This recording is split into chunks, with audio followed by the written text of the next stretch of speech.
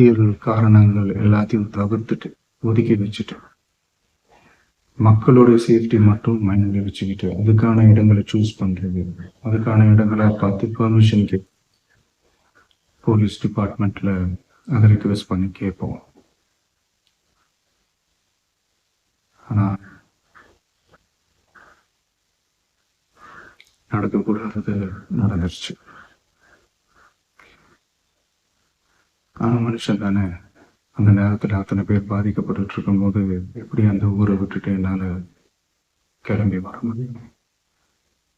நான் திரும்ப அங்கே போகணும்னு இருந்துச்சுன்னா அதை ஒரு காரணம் காட்டி அங்கே வேற சில பதட்டமான சுச்சுவேஷன்ஸ், வேற சில சம்பாவிதங்கள் அந்த மாதிரி எதுவும் நடந்துடக்கூடாதுன்றதுக்காக தான் நான் அவாய்ட் பண்ணேன்.